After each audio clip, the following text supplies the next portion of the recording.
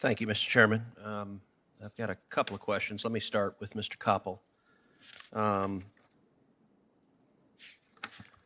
Mr. Koppel, since you testified 2 years ago, additional states have enacted red flag laws, and multiple states have amended their laws. And it seems that they've all amended them in the direction of providing less protection of due process and less protection of Second Amendment rights. For example, California amended its law to allow a disgruntled coworker to initiate the process for confiscating a fellow coworker's firearm. Do you agree that the trend is for these laws to get broader and broader and less protective of fundamental rights? And if so, why do you think this is happening? Oh, because maybe it's the slippery slope that always happens on all kinds of laws, is people get it enacted in one way and saying, look how narrow it is. And then when it's there, then they start thinking of ways how to broaden it further and further. And again, I think Connecticut has the right approach on saying anybody who's got a concern about someone else can come to a law enforcement officer, a peace officer, or a state's attorney and bring that problem forward. But they can't, just because you had a fight with a guy at work, you can't file a petition yourself against that individual. And law enforcement is supposed to do its own independent investigation. And that seems the best way to start off the process at the beginning with a higher quality of information to give to the judge. Thank you for that, and I think that's a very good point. As we discussed earlier, I'm a strong believer in federalism. And right now, 19 states and the District of Columbia have red flag laws, and there's not much quality evidence about their effectiveness or lack thereof, although there's some good evidence demonstrating that they have a very high error rate. Could you give a bit more color on what the evidence and the data shows about these laws?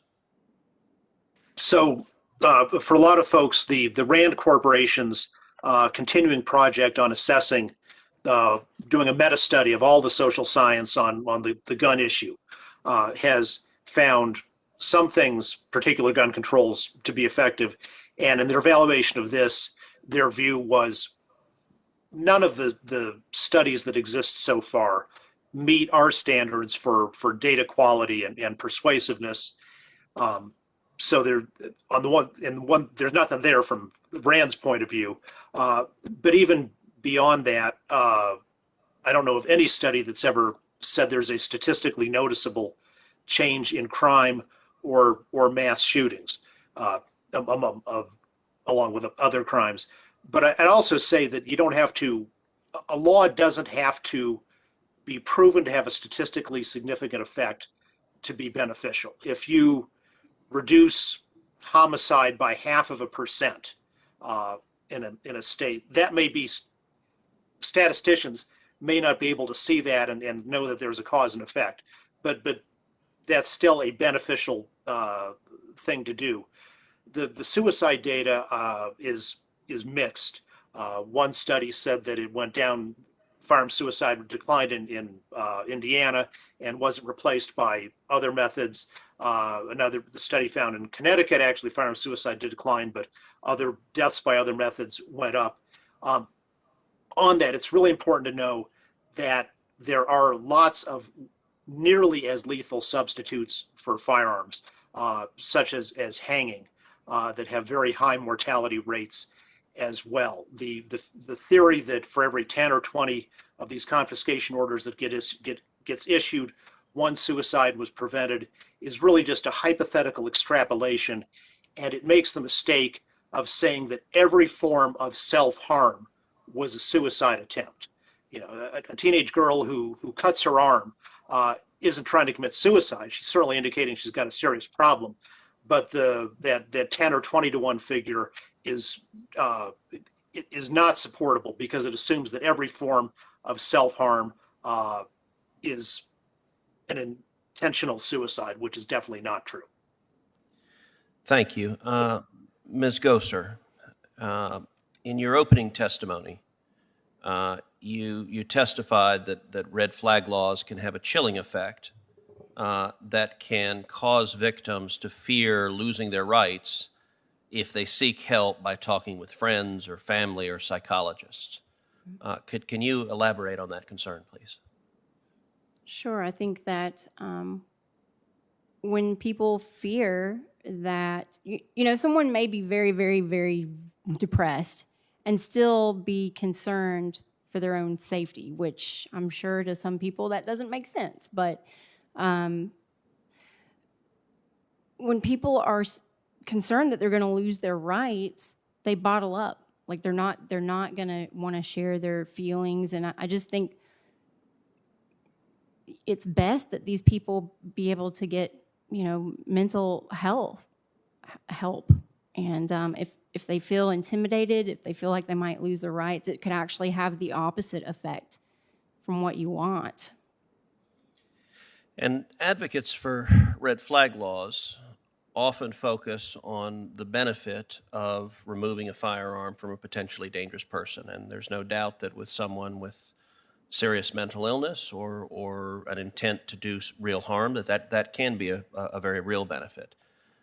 But they also diminish the harm of removing a firearm from someone who might be a victim of violence, for whom that firearm might be the difference between surviving a violent attack and not surviving a violent attack. Do you agree with that? Yeah, I've got to tell you this. I think, and I've gotten to know a lot of victims. I actually brought my friend Amanda Collins Johnson with me. She's sitting just behind me here. She was brutally raped on her college campus. It was, of course, a gun-free zone, and it was in the student parking garage. She had her permit to carry, but because she was obeying that gun control law, she left her gun at home.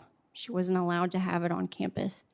And that's where a serial rapist found her on her way to her car in the student parking garage, and he brutally raped her right there in the garage. And I've gotten to know a lot of other victims, and they all want the ability to protect themselves, but we also fear that, some of our attackers are going to be released. People seem to think that if you do a horrible, violent crime that you're just going to be in prison forever. That's not true. Murderers, really horrible people that do very violent things, they're let out of prison every day in this country, unfortunately. And that's very scary for us. And victims want to be able to protect themselves. But here's a scenario perhaps you've not thought of, which absolutely terrifies me. When my stalker, my husband's murderer, is released one day, what would prevent him from taking out a red flag on me to purposefully disarm me so that he can harm me? That's terrifying. That's just something to think about. Well, thank you, Ms. Collins Johnson, for having the courage to be here and allowing your story to be told. And Ms. Gozer, thank you for speaking on her behalf and on behalf of so many victims of violence. Thank you. Thank you, Senator Cruz. I'm struck as we come to the end of this hearing by